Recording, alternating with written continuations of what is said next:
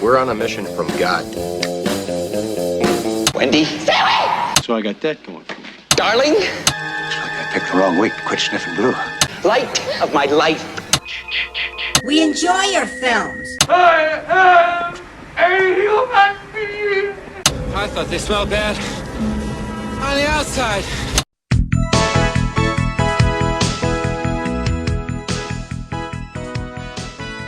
Welcome to Vintage Video, where we're rewatching the 80s so you don't have to. We'll be reviewing every major film release of the 1980s in real time, overanalyzing what you've seen and spoiling what you haven't. I'm Patrick O'Reilly. I'm Jesse Bayless. And I'm Richard Wells. And today marks the 40th anniversary of the release of Shogun Assassin on November 11th, 1980. It was written by Robert Huston, David Weisman, Kazuo Koike, based on the manga Lone Wolf and Cub by Kazuo Koike and Goseki Kojima, directed by Kenji Misumi and Robert Huston, and released by Roger Corman's New World Pictures. The manga of Lone Wolf and Cub was first published in Japan in 1970. The manga was adapted into 6 films between 1972 and 1974, starring Tomisaburô Wakayama, who we mentioned earlier this year as having been briefly attached to star as Kagemusha in that film, opposite his own brother Shintaro Katsu as Lord Shingen. Katsu, by the way, has a producer credit on this film. Shogun Assassin is actually edited together from the first 2 installments of the Lone Wolf and Cub series, subtitled The Sword of Vengeance and Baby Cart at the River Styx. Mostly the second film, with just 12 minutes from Sword of Vengeance. So this was originally 2 separate films that existed? But only the first 12 minutes are the first film. That makes sense, because he's a baby in a short part of it, and then he's just like a kid in the rest of it. But there is an entire film. It's edited chunks from both movies. It's not just 12 minutes from the first one and then the whole second movie. It's still edited beyond that point. Right. Yeah. But you could get whatever the original films were called. Were those films also written and directed by like Huston and things like that? Or no, but they rewrote almost all the story elements. Got it. So what you're hearing the people say is not a direct translation of the original movies. That's interesting. Yeah. I was wondering if that was the case. No, they tried to simplify things everywhere. So when they says he wrote it, they really did rewrite it. Right. I thought it was weird that they gave him that credit of writing and directing when it's really just a re-edit, but I guess there is story. Yeah, they did a lot of adjusting to the story. That clears up my confusion. I want to see the originals now. Yeah. I wonder if I would enjoy them as much as this one, or less or more. I don't know. I think this is like the greatest hits of the first 2 movies. That kind of makes sense. So I think that if you watched the other ones, they would seem slower. That also, makes sense. Sword of Vengeance is very much an origin story, which is why it only takes up the first 12 minutes of the film, because it ends with him killing the Shogun's son, cutting his head off, and marching into the sunset. And that's the whole first movie, is just introducing the character. But then the second movie is, it's kind of like Lord of the Rings and the Two Towers, and it's just them on the road constantly getting attacked by people. Yeah. I do love this general concept, though, of, an assassin and this kid. Yeah. And, it was kind of... It kind of reminded me of in Juno, the so fruitful Yuki. Yeah, I like the idea of taking a classic type of character and turning it on its head a little bit and being like, oh, this is a loving father, and he takes his son on all his murders. Well, another more recent example that I think is a very obvious comparison to this would be The Mandalorian, which is an assassin on the road he turned against his own team, and now they're out to kill him, and he's got this baby with him that he has to protect at all costs. The Japanese symbol featured predominantly in the film is the family crest, or mon, of the Tokugawa clan, who we saw fighting for power over Kyoto earlier this year in Kagemusha.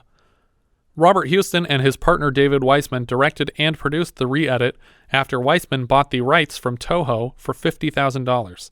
Several dialogue excerpts from the film are sampled in the GZA album Liquid Swords.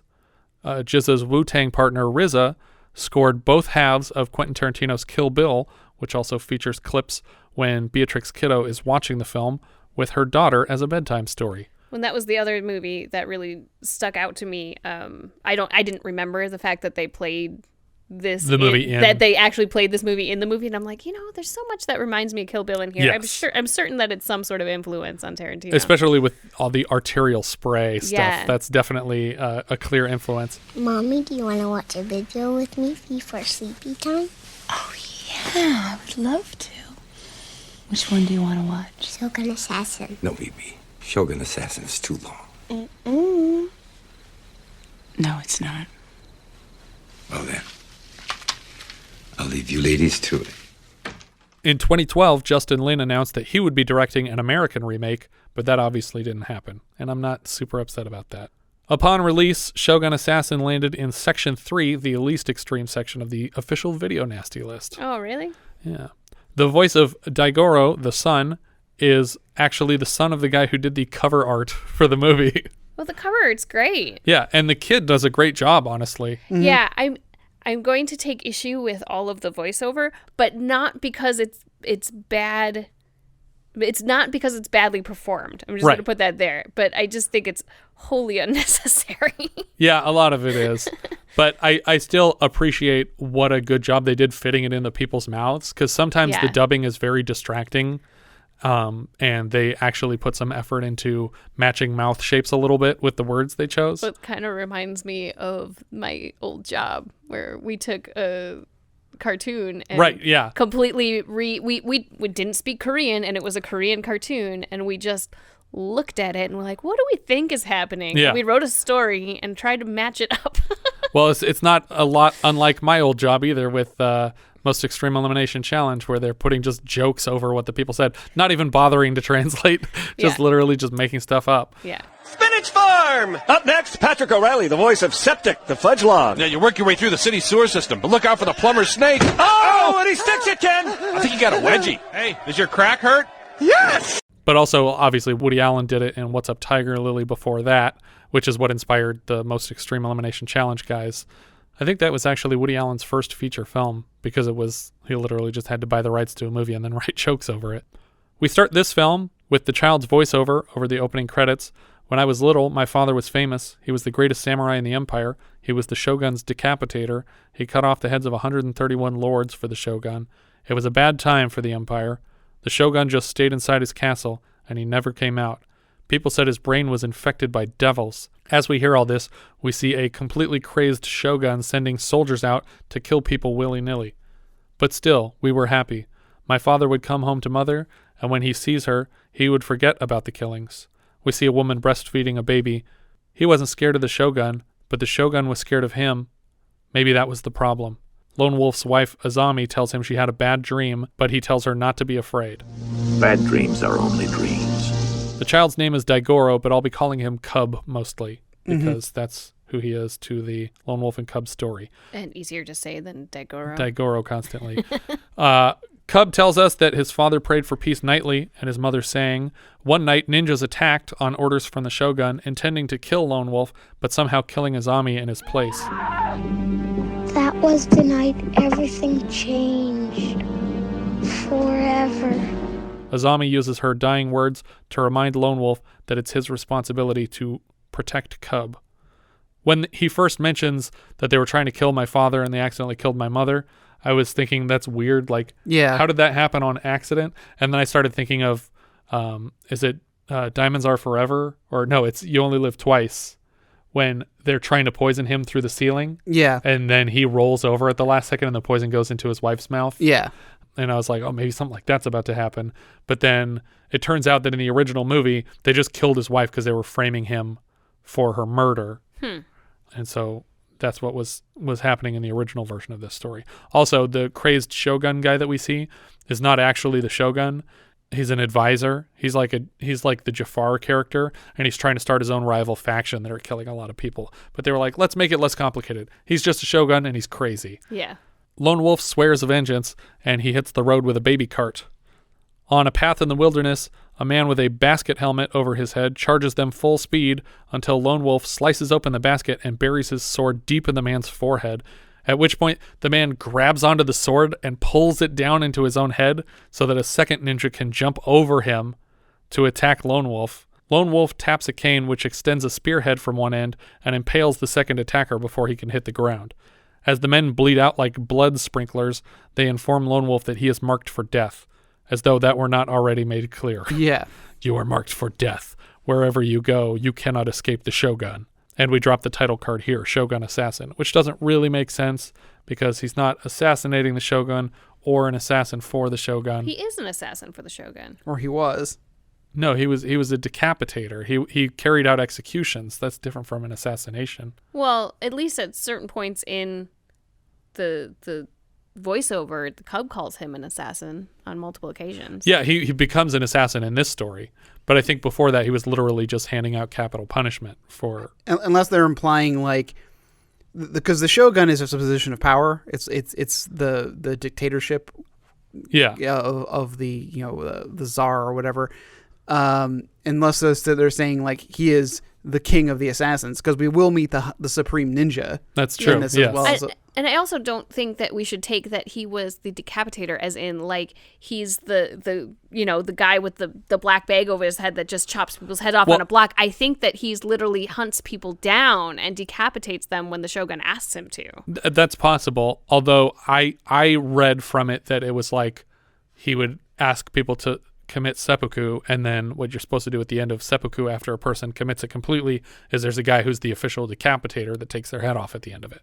Oh, maybe. But it's possible that he did kind of both, because he's clearly, good on his feet. He can figure things out. He can improvise these murders. Yeah, he's super skilled to the point that the Shogun at least know he's so skilled that he's afraid of him. Right. Although his physique belies his abilities for sure.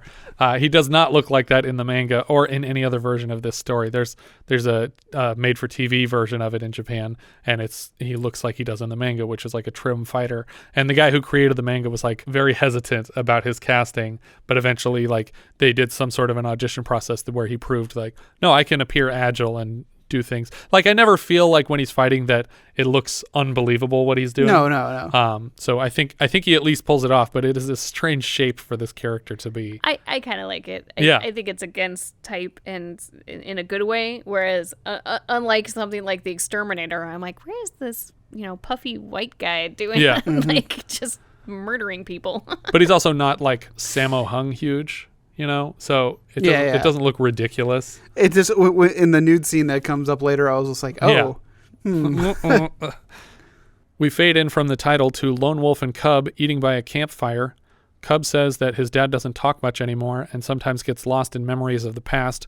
We cut to a flashback to the beginning of their journey. Today I will begin walking the road to hell, but you will choose your own path. Lone Wolf sets out a sword and a ball, and he tells Cub, who is too young to speak or understand him, that choosing the sword means you will join me on the road, and choosing the ball means joining your mother in the afterlife. Like, I'm just going to kill you right here.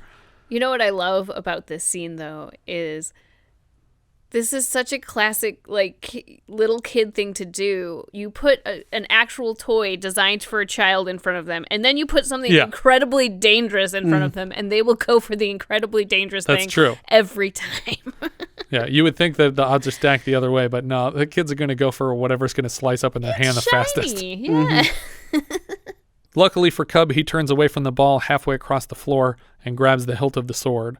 Lone Wolf seems very happy that his son has chosen to defy the Shogun with him. Well, because he doesn't have to murder his child. I almost thought it was like, he was just like, I'm going to have to kill this kid because I can't bring him with me. And he's like, okay, I'll just make it look like it's his choice to die. And he put out these things and he thought the kid would go for the ball. And when he went for the sword, I thought he was going to go like, now I can't kill him because I made this whole deal, even though he didn't understand it. But it's also, I think it was him saying, like, he's accepted his fate now. And so if he dies on the road, he sort of has absolved himself from that horrible thing that has happened. But it's going to make it a lot harder for him. So I expected him to be upset that he picked the sword because it's just like, ugh, that's a lot more work for me. But he's actually ecstatic that he's like, oh, good. Okay, you're on my team. Here we go. The next day, Lone Wolf and Cub are ordered by emissaries to swear loyalty to the Shogun. If they refuse, their only choice is harikuri, or seppuku, same thing.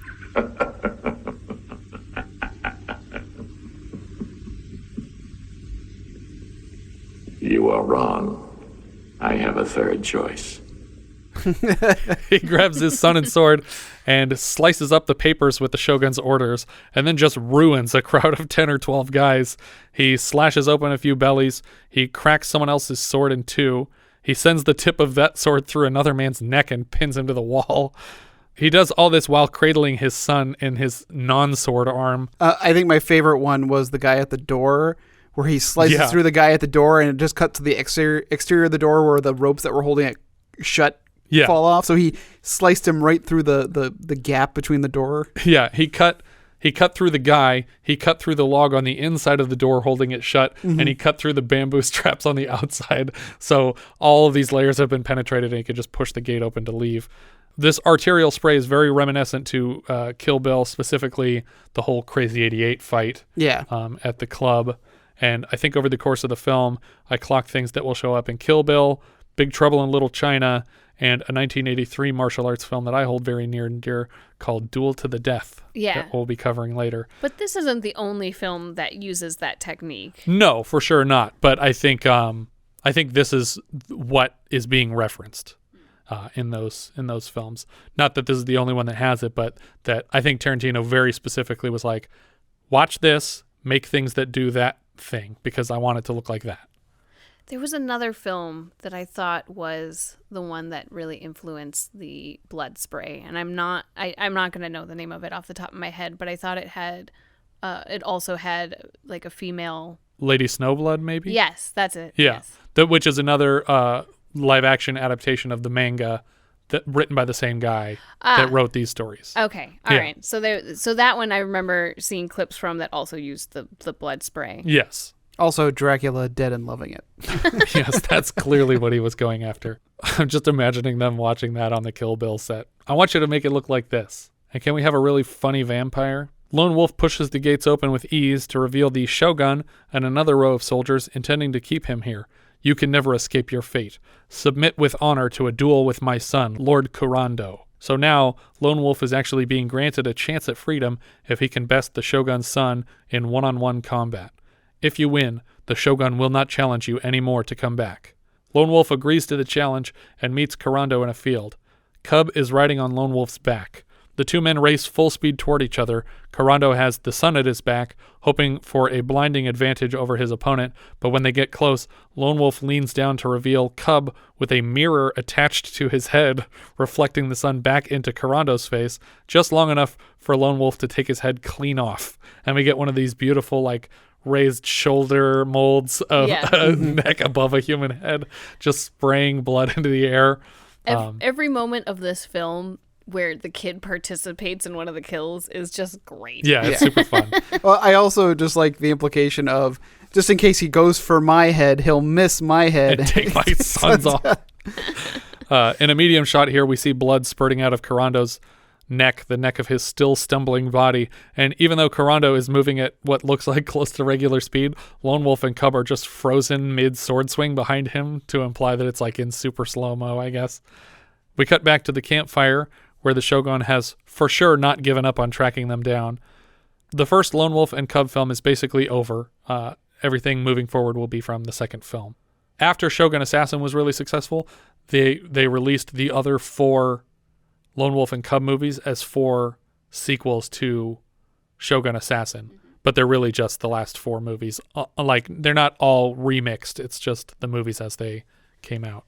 So after the first fight and before the second fight of this movie with his son with him, I was like, someone needs to get this guy a baby Bjorn. Because he was just holding his kid under his arm for the first fight. And then with the second fight with the kid actually tied to his back, I'm like, yay, he did it. Yeah. Lone Wolf and Cub are moving through a town marketplace. They're being pursued by Shogun's ninjas. They pull up to a bathhouse, and a woman shows them inside. Her boss sees her about to wash their feet and reprimands her for letting a masterless samurai into his establishment. Lone Wolf overhears this lecture and retrieves 1,000 pieces of gold from his baby cart. And I guess my mental picture of what gold looks like is very different. Yeah. Because this looks like a bunch of chalk. Yeah, it does. I was unclear on that myself. I thought maybe it was covered in something else. So he just gives the guy this bag of gold hold on to. Yeah, he's not like just paying for the bath. I was going to say that is really expensive. Yeah. If that costs $1,000. Yeah, I guess it's a little bit like collateral. Like, look, if you think I can't pay, clearly I can pay. Or if you think I'm going to die in the next few minutes, like at least. So you better give me 1,000 baths. But honestly, I don't think 1,000 pieces of anything could fit in this little satchel that he gives him, unless they're like literally golden teeth. The man changes his tune when he sees the gold, and he washes their feet himself, but Cub kicks hot foot water all over the guy. And they both move upstairs to their hot bath. While they're in the tub, Lone Wolf holds his sword slightly unsheathed in case of ninja cameos. Later, Cub is sleeping when more of the Shogun's men arrive at their home, in another flashback, I think, to present Lone Wolf with an ultimatum. He has won his own freedom by killing the Shogun's son, but he must surrender Cub to them. Your son's life will be payment for your foul crimes. The men shove Lone Wolf aside and begin searching for Cub when Lone Wolf grabs one of them and pulls his shirt down to reveal armor. Armor? You fear him so? He is the son of a mad wolf. So they actually think this 4-year-old is going to destroy them. I wouldn't doubt it. Yeah. Lone Wolf slashes a few guys open, and then he runs outside into another ninja pack. He slices his way through the additional men in a bamboo grove, and every other swing takes down a big bamboo stalk with it. The men chase him to the edge of a short waterfall in a shallow river, where the Shogun watches from a distance as Lone Wolf takes the men out one at a time. Suddenly, it's just Lone Wolf and another of the Shogun's sons, Bison, or Bizen. Bison, my son, you pompous fool.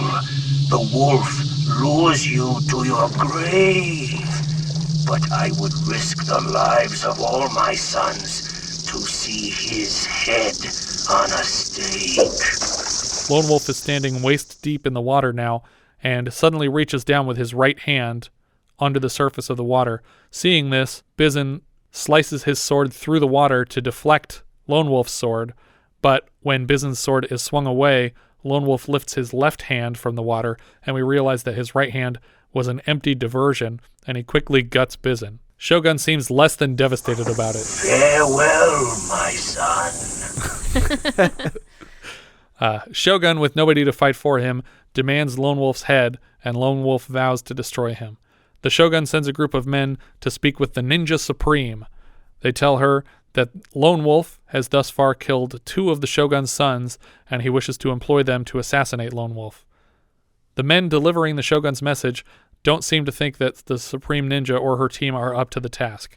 She invites his best warrior to face off against her ninjas in an exhibition match. Weirdly, though, the one guy has to face off against 8 of her ninjas at once. Mm-hmm. The Supreme Ninja challenges him to escape the room, and he is quickly caught by her ninjas and sliced piece by piece. An ear hits the floor, fingers, a nose. I wish there was more of this kind of gore in Kill Bill's Crazy 88 scene, instead of just limbs everywhere. I wish we had more recognizable body parts hitting the ground. The women all stab the man to death on the floor and return to their positions. This is your best man. Lone Wolf would swallow him. The laugh is unmistakably Sandra Bernhard, who appears in the credits as a voice. The men from the Shogun are disturbed by the laughter and send the women after Lone Wolf. We cut to Lone Wolf and Cub moving through the snowy mountains. Cub explains that they stop at temples to pray for the dead in their wake, and at these temples, Lone Wolf is often hired by Kupal to kill people that they're too scared to kill. If the temple gate has the illustration of a wolf, it means that they have a person for him to kill. He replies to them with a message of rocks assembled in the snow, and then they meet somewhere else to discuss the plan. Ninjas are spying on this exchange, though, and they hang from the ceiling of the church to eavesdrop on the assassin contract. Hirado, the local clan chief, asks for proof of Lone Wolf's abilities before they will assign him a target. Lone Wolf throws his sword across the room through 2 paper partition walls, and then it lodges in a 3rd wall, and by the time the men from the village find the sword, blood is just gushing out of the wall around the sword before it slides slowly down the wall, slicing it in half as the stabbed spy collapses on the other side. This is part of what reminds me of Duel to the Death. There's a lot of blind stabbing of people. The men believe Lone Wolf now and entrust him with an assignment. They pull the sword out of the man, and he throws blood across the floor before putting the sword away. They pay Lone Wolf in advance to kill the Shogun's brother, Kiru. The Shogun takes 2/3 of their harvest and still thinks that they're lying about it, so he sent Kiryu with ninja spies to check on them. We also learn of a special escort headed this way by ship, and I was very excited to see the 3 storms on the deck of the ship. John Carpenter clearly drew inspiration from these 3, known in this film as the Masters of Death, but they look exactly like the 3 storms from Big Trouble in Little China. Who I call the Mod Squad. Sure, and in that film, the 3 storms are magical fighters, and they're affiliated with the Lords of Death, so it makes sense that these 3 are the Masters of Death. Each of the Masters has a unique weapon. One has claws, one has a club, and one has nailed fists, which is like a glove with nails poking out of it in all directions. But the 3 storms, I think there's one guy with claws, one guy with forks that spin around really fast on rings, and then one guy that just has lightning power. Yeah.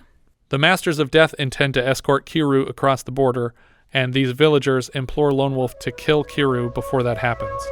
We hope you will not fail. The future of our clan depends on you. On the trail again, the music that plays here reminds me a lot of Santa Esmeralda's Don't Let Me Be Misunderstood, which is also featured on the Kill Bill soundtrack.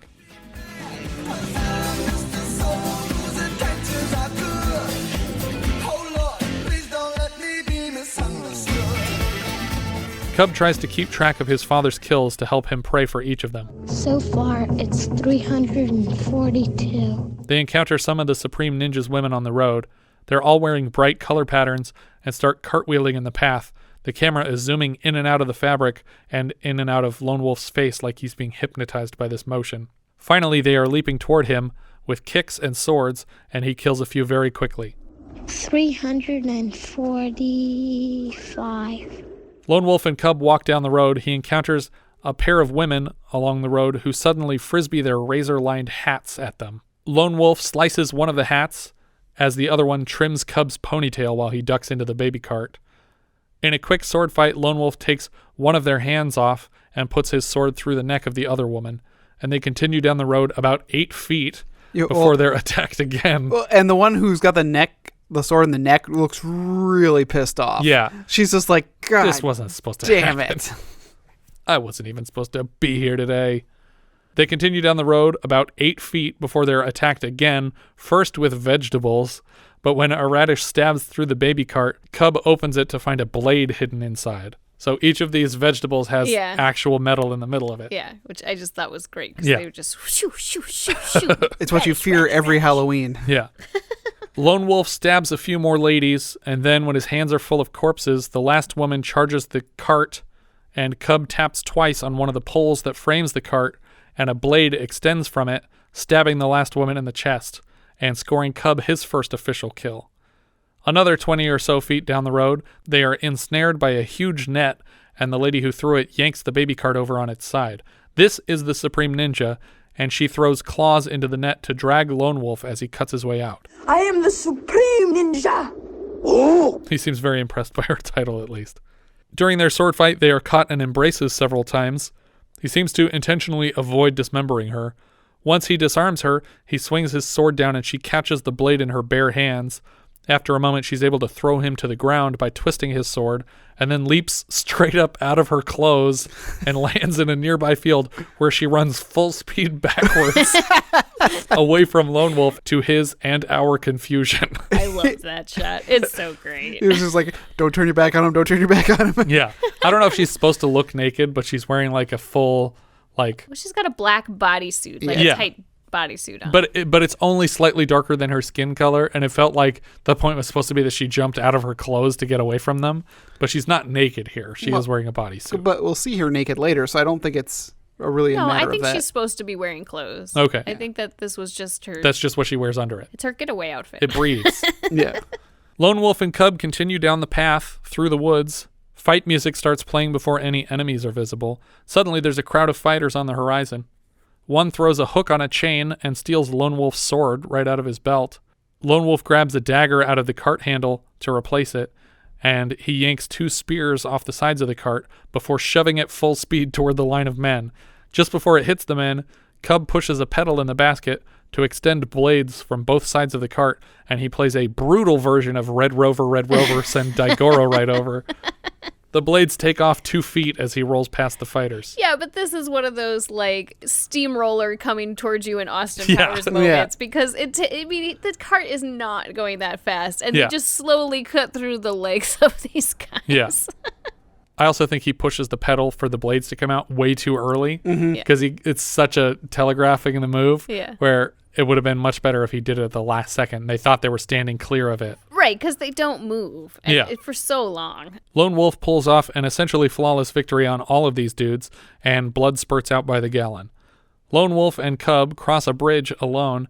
Cub notices his father is bleeding out of one sleeve, and he struggles to keep the cart on a straight path. In POV, we get a feel for how disoriented Lone Wolf is. He probably hasn't slept in like 2 weeks since they've been walking.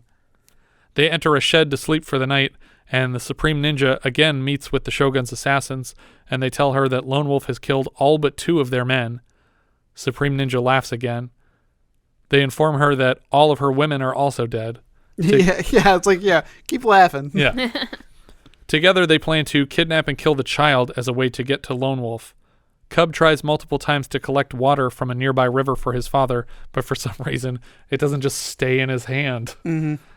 He takes food from an offering to Buddha at a statue to feed his father with. He trades. Yeah, he takes off his jacket as payment. At night, Cub is drawn into the woods by low drumming music. Lone Wolf awakes alone and calls out to his son but gets no response. The door blows open and ninja feet enter the room. He follows the ninja into the woods where they hold Cub over a deep well. They demand his surrender and threaten to drop the child. Lone Wolf insists that Cub knew what he was getting into. My son and I have embraced our fate. Cub drops a sandal into the well so his father will know exactly how deep it is. He steps forward and kills 3 men, slicing one clean in half down the center of his blood waterfall of a face, and steps on the rope connected to his son before he can reach the bottom of the well. The Supreme Ninja watches all this in shock, and Lone Wolf slowly reels his son back up and carries him away, past the Supreme Ninja. That was the first time I ever saw my father spare the life of an enemy. He should have killed her, but he didn't. Maybe it's the way she looked at him. Maybe she reminded him of someone. We cut to Lone Wolf and Cub on a ship to find the Shogun's brother. The 3 Storms, the Masters of Death, are still standing at the front of the ship. A team of rebels against the Shogun sneak up on the Masters of Death and very quickly get their asses handed to them. One dude gets clawed down the face, another is tossed overboard, a third gets his wrist just completely mashed by this club. The dude with nails in his fists punches a guy's eyes out, and suddenly the first gun appears. A guy on the roof has a shotgun, but Claw Hands tosses a bale of hay at him, knocking him within face-clawing distance. They pay a man with a coin to tell the other rebels to give up the fight. Lone Wolf and Cub appear in a nearby doorway, and the Masters of Death recognize him. All of the ship's passengers see this fight coming and start demanding the ship captain let them off immediately. Lone Wolf meditates below deck, and one last rebel thinks to himself that the Masters of Death will never make it off this ship. To prove their abilities, one of them throws a knife so close in front of the man's face that it slices off one layer of skin from his nose, and the man runs in fear. The Master of Death asks for his knife back, which stuck in the wall next to Lone Wolf's head. Lone Wolf throws the blade directly back into its tiny sheath on the side of his sword, and the Master of Death squints, recognizing and respecting Lone Wolf's expertise. A woman on the ship discovers that a collection of barrels labeled soy sauce in the corner seem to be dripping oil instead. Well, it's not just a woman. It's the same woman. I wasn't sure. It's the Supreme. I was like, that's what I know. It's like they're all on this ship. Everybody's on this ship, and he's not acting like he recognizes her. So I was like, is that not her? Because they were fighting the last time that they were together. So is this just supposed to be a different woman? Sort of fighting. He let her go. Right, but she's still trying to kill him, presumably. These kegs are filled with oil disguised as soy sauce. Someone plans to burn the ship? The man with the cut nose moves upstairs to unplug the oil kegs and splash oil all around the ship. He lights the oil and dives overboard. The oil rolls down the stairs in flames to the room with Lone Wolf, Cub, and the Masters of Death. The Masters promise not to attack Lone Wolf unless he interrupts their task of delivering the Shogun's brother. Lone Wolf slashes a hole in the ceiling, and then jumps up through it, which reminds me of when one of the Three Storms does this in Big Trouble in Little China. He like breaks a hole in the ceiling and then just jumps clean up through the hole. Mm-hmm.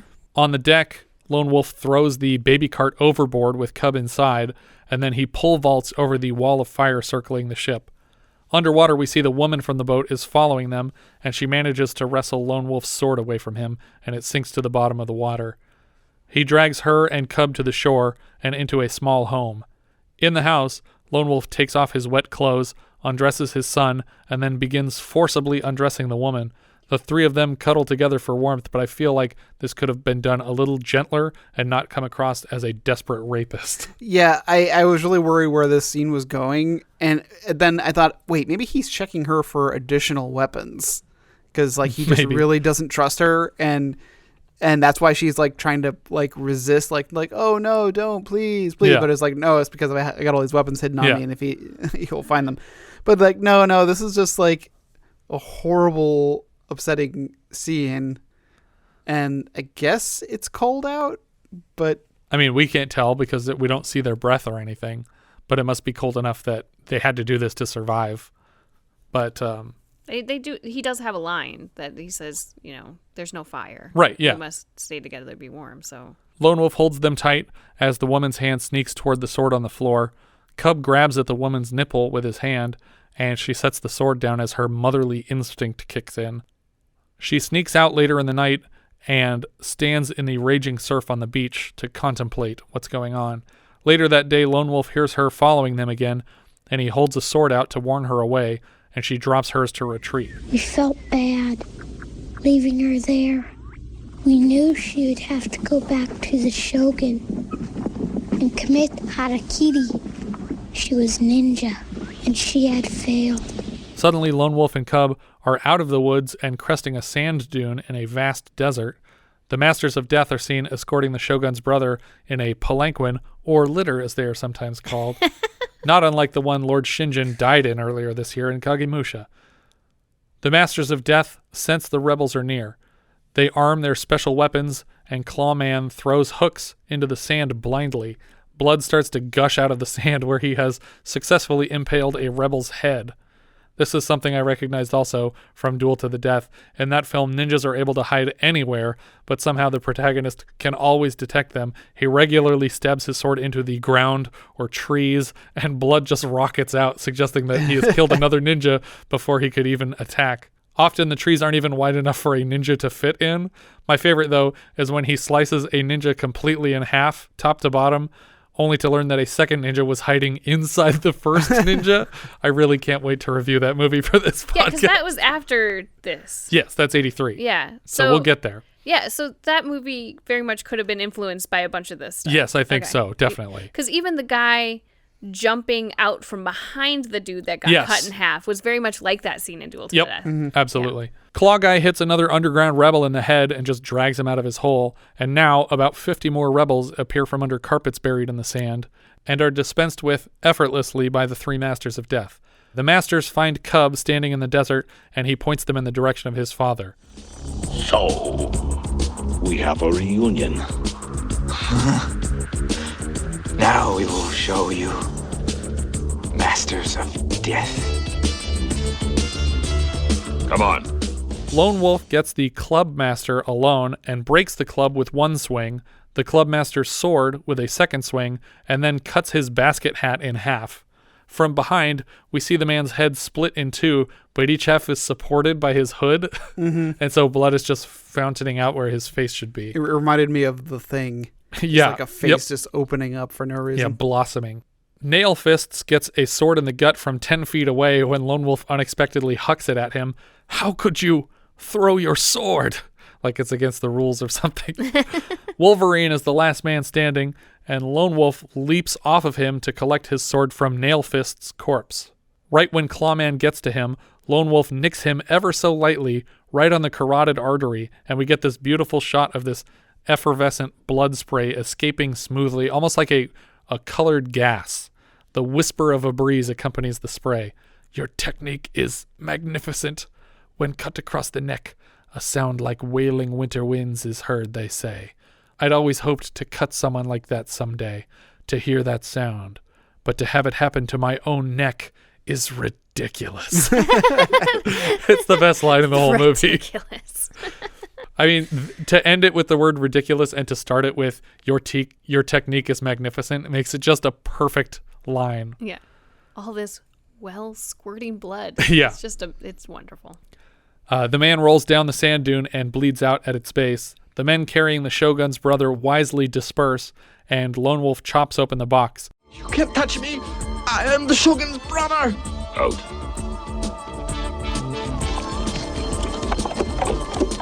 Shogun means nothing to me. Die! The man's blood sprays about, even dripping a bit on camera, which was a nice touch. Hand in hand, Lone Wolf and Cub march over the dunes away from the human wreckage. I guess I wish it was different. But a wish is only a wish. Which is kind of an echo of earlier when he told his wife a dream is only a dream. But that dream came true, so maybe this wish will. Who knows? That's the end of our film. The guy in this box was not the Shogun's brother in the movies. He's a guy who knows how to make a special dye that they use in their uniforms. Okay. And so he's being protected for that reason, but they were like, nah, he's the Shogun's brother. That's less confusing why this second random guy is so important. Yeah.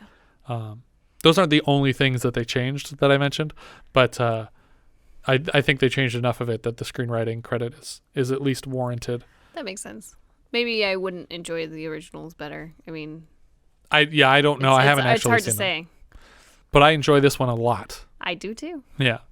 I think all the action is great. It reminds me of what I love about Riki-Oh and what I love about Duel to the Death, which that it feels like a manga. It feels like it's comic book violence. It's cartoony and it's fun. And in this movie, it's nonstop. Yeah, well, that's what I was gonna say. I think I love this one because it's everything I love about a movie in terms of it just being constantly entertaining and ridiculous and enjoyable to watch. The only thing that I think I would change about this movie is less voiceover, and I understand that they're trying to wrap it up into a story, but honestly, I think the way that they cut it was really good. I think that the story sells itself without having to tell us everything that's happening, because I think that you understand just by the visuals the new story that they've derived. Yeah, I do think that it never actually felt like too much narration for me. But I also think that that's a part of that genre to have, because it's supposed to be like a storytelling type thing where someone, and even if you're seeing the stuff happen and it's unnecessary, I feel like it fits the genre well to have this kid's voice just telling you what's happening between the scenes. I just, I think that there's something about the sort of like silent strongman kind of concept here that gets lost when you have a little kid telling you the whole story as it's happening. And I'm like, I'd rather just sort of watch what this man does as it unfolds. Well, in the actual Lone Wolf and Cub series, there's not nearly as much of the voiceover. Yeah. It's fairly straightforward, and there's also not a lot of dialogue to replace it. It's just they give each other knowing looks, and you pick up on a lot of it. Yeah, and I like that idea. I really love movies that are able to tell a story without dialogue, because that makes it so much more of a universal story. Yeah. I feel like we could have an episode of The Mandalorian where nobody says a word. Yeah. They could have done that already a couple times. I mean, maybe they even did, because I guess Nick Nolte is the only character that's speaking in his language that he would have a conversation with in a couple of those episodes. Otherwise, it's all like the baby obviously doesn't say anything. And right. Big monsters on the desert planet.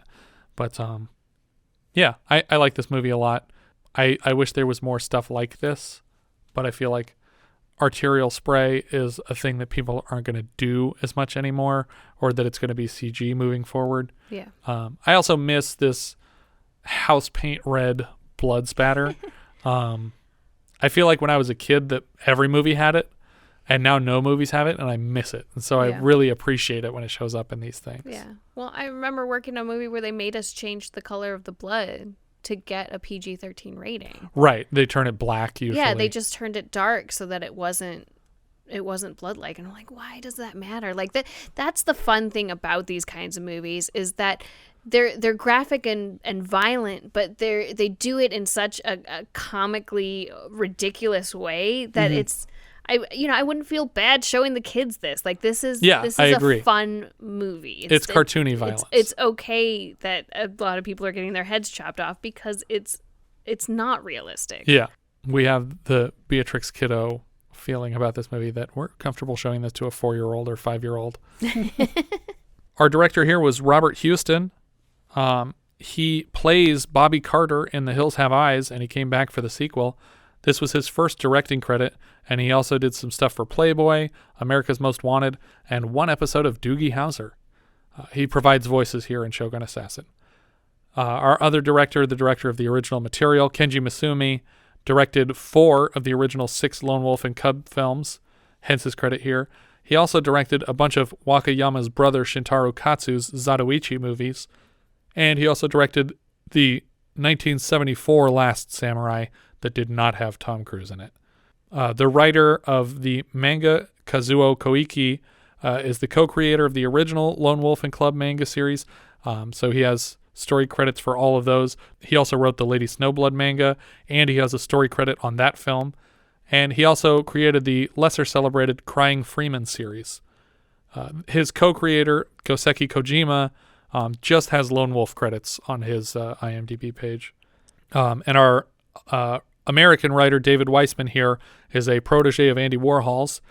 He also produced Bad Manners and Kiss of the Spider Woman, and he provides a voice for the American dubbing in this film. Tomisaburô Wakayama played Lone Wolf here. He's obviously Lone Wolf for the full original series, and he also plays Sugai or Shugai in Black Rain, which is another fun Tokyo movie.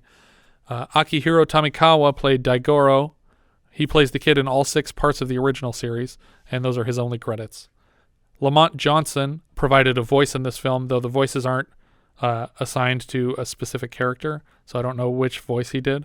He directed a lot of TV, including the 1988 Lincoln miniseries starring Sam Waterston and Mary Tyler Moore. He also directed Cattle Annie and Little Britches, which we'll be covering next year. Marshall Efron did a voice here. He's TWA in THX 1138. He also does the voice of Hun Gur in the Transformers, and he voices Lamppost and Toilet Bot in Blue Sky's Robots movie. Sandra Bernhard was the voice of the Supreme Ninja. She's a famous comedian and friend of Madonna's. This is her first feature film. She is a grouch waitress in Follow That Bird. She is herself in Zoolander. She's Masha in King of Comedy. She's Cassandra on the Hercules animated series. She's also currently Chelsea Peretti's mom on Brooklyn Nine-Nine. And she, of course, plays Minerva Mayflower in Hudson Hawk. That's right. Lennie Weinrib does a voice in this. He is H.R. Pufnstuf. He plays H.R. Pufnstuf on that show. Huh. He's also Secretary Bird and the Lion in Bedknobs and Broomsticks. He was Gomez Addams in the Hanna-Barbera Addams Family series, which, when I found it, I realized why the characters look like garbage in the new animated Addams Family movie. Well, they look like the original comics. Well, which is what the Hanna-Barbera characters look like. And it's like, this looks really bad. These character designs are not good, and I don't care if it's based on the original series, because none of them look like they fit in the same comic strip. But Lennie Weinrib was also Fred Flintstone in the 80s Flintstones series. Sam Weisman is another voice. He is the younger brother of writer-producer David Weisman. We had him earlier this year as the talent coordinator in Holy Moses, who tells Dudley Moore how much time he has to present to the Pharaoh. And he was also a cop in Loving Couples. He's the one who directed Mighty Ducks 2, Bye Bye Love, George of the Jungle, the Out-of-Towners remake, What's the Worst That Could Happen, and Dickie Roberts, former child star. So the editor here is Lee Percy. Okay. And I was just noticing he's from Kalamazoo, and I went to Kalamazoo and taught for a while before I moved out to LA. He was definitely there. Yeah, he was probably there. No, he was. I'm sure he was in LA by then, because this appears to be his first credit as an editor, and he edited a whole bunch of other things. Well, he did a hell of a job cutting these two movies together into one story. Well, he did Reanimator, he did Troll, he did Blue Steel, he did Karina, or is that how you say it? Yeah. Yeah. Yeah, Karina, and he did Boys Don't Cry. A whole bunch of stuff on here. He's probably got some Oscar noms. Salt, everybody loves Salt. I sure do. Actually, he wasn't the editor on Salt. I think he was something. What is he credited as for that one? Additional editor. He played Pepper in that movie. Her twin brother who was consumed in the womb. Snowden. I didn't see that one. Anyways, a lot of good credits. Amelia. I haven't seen Amelia. Everybody knows that movie. I'm assuming it's a Earhart biopic. It is. It is. It's right. Hilary Swank. Richard Gere. Oh, okay. Ewan McGregor. This is a thumb way up for me for sure.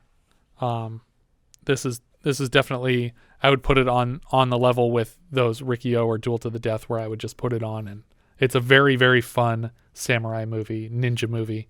I guess there's samurais in the original, and they call them ninjas here, but they're kind of doing ninja things. So right. Yeah, but this is a wonderful film. It's fun characters. I think even in their efforts to oversimplify the writing, I think it still works fine. I appreciated being able to follow the story so closely. Yeah, it's a lot of fun. I think the kid does a great job. I was surprised by how much his performance didn't bother me. The actual kid that played him, not the voice, right? Or I actually like both. I like the voice and the kid. Yeah, acting. I think both did a good job, but the actual acting of the kid I love, because I think that there like he is the specific type of kid that just doesn't really have much reaction to anything that's happening around him, and I think that that's perfect for this role. Mm-hmm. But he also did a good job, like when he's above the well and he's like slipping the sandal off and he's just looking at his father. Yeah. Like very intently and just like really sending the message like, this is for you. Pay attention to what I'm doing. Like he seems like he's intelligent beyond his years. Is that what he was doing? He was like, you can count how long you have before I would hit. But it also confuses me a little bit, because how deep is this well? Because if it's just water at the bottom, right, then it doesn't matter if you catch me in time. Well, his hands and feet were tied, so he couldn't. He would have drowned. He wouldn't have been able to swim. And then maybe if the whole rope went down, he wouldn't have had a way to get him back out. Yeah. So he was indicating how much time his father would have between attacking these guys and being able to stop the rope. It seems like a weird choice to even have the rope if you're trying to make this threat, because you should just drop the kid in the well. Yeah. And because then the guy's still going to be in a rush to get his kid out of the water, and now you have all this time to kill him while he's preoccupied with this. But that's not what happened. I think this movie's great. Yeah. Thumbs up from me. Thumbs up for me. I give it a thumbs up, but I'm not as in love with this movie. Yeah. I do not like Riki-Oh at all. No? What is wrong with you? Oh my God, Riki-Oh is so great. You're off the podcast. That's so sad. Ugh. It's definitely Riki-Oh. I would put in second place after Duel to the Death, and then this is third place for me on my like all-time martial arts films. Yeah, this is great. I mean, I complained a little bit about it. What don't you like about Riki-Oh? Is it too over the top? Too cartoony? Yeah, it's just I don't like it. It's interesting I know you're that not a big fan of gore. But it's basically an anime though. And you like a lot of straightforward anime shows. Not that straightforward. I guess you don't watch the violent ones, you watch the more cerebral ones. Yeah. That makes sense. Because I'll like the slasher and gore fest anime stuff. Like it feels like very like Ninja Scroll insanity. Yeah. Yeah, I don't watch that. It's good stuff. Yeah. All right. Where's this going on your list? This is going at number 5. Wow. I would watch this movie anytime. Yeah. Like this is the kind of movie that you could just put on wherever, whenever, and I'd sit down and watch it. Very cool. So it is below Little Darlings and above Where the Buffalo Roam. All right. Richard? I have it at 5. Uh-oh. 5. 5. See, we agree, okay, we agree about the 5s. That's higher than I thought. Yeah, I don't know. I moved it up during our conversation. I had it much lower. It was just creeping up the whole time. If we keep this going, maybe we can get it to number 1. Yeah, just keep talking about it. Keep convincing me. I have it at 55, which is below Bogart's face and above In Plain Sight. All right. I have it at 26, so I'm kind of splitting the difference here. Mm-hmm. It's directly under Galaxina and above the Gong Show movie for me. Yeah. I mean, I think that there's much more capably made movies in terms of it, being an intentional story. But this is one I would want to own. But it's super entertaining. Yeah. Like, that's the thing. Is like, this is the list. How often would I watch it? Well, I'm going to watch this movie above a lot of other movies. Right. And it's if you meet someone who hasn't seen it, this is one of those movies where it's like, watch it. We're going to watch it right now because I want to see you react to this movie. Yes, exactly. Which is how I feel about The Island. Which is that it's just like, this is a movie where if I ever find someone who hasn't heard of it, and I assume there are a lot of those people, I will say to them, I'm going to put this on right now, and I'm going to just stare at you the whole time. Is that okay? Perfect. But yeah, I think that's everything for this one. If you guys have any thoughts you'd like to share with us, we are Vintage Video Pod on Twitter, Facebook, Instagram, and Letterboxd, where, as I've said before, you can find each of our full movie rankings for the year. We can also be found at vintagevideopodcast.com. Please consider rating us on iTunes to help people find the show, and if you take the time to leave us a review, we will thank you personally in an upcoming episode. If you're feeling especially generous, you can also support the show through patreon.com/vintagevideopodcast. Thank you so much for listening, and I hope you'll join us next time when we'll be discussing The Idolmaker, which IMDb describes like so. Based on the life of rock producer Bob Marcucci, who discovered, among others, Frankie Avalon and Fabian. We leave you now with the trailer for The Idolmaker. You got that head-turning walk, just talking about. Makes me want you again. You got it, Tommy. I saw it in there. You know something? With the right handling, you can go all the way.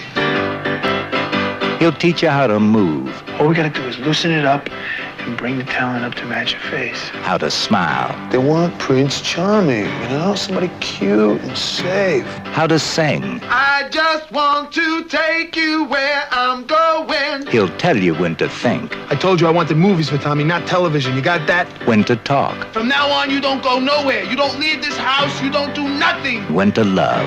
One of your star reporters was having an affair with one of the idols. And if you're lucky, if you last, he'll make you a star. I can make it happen for you, kid. He's the Idolmaker. Here is my love. Here is my love. The business needs a new teen idol, and Tommy's the one. He's the voice behind the voice. Must be pretty tough to even get it played maybe 3 or 4 times a day. Turn the radio. We got a hit. We got a hit. Little lover, be mine. Oh, little lover, let your light shine. He's the face behind the face. You're somebody special. Somebody people are going to want to look at. He's the mind behind the fantasies of millions.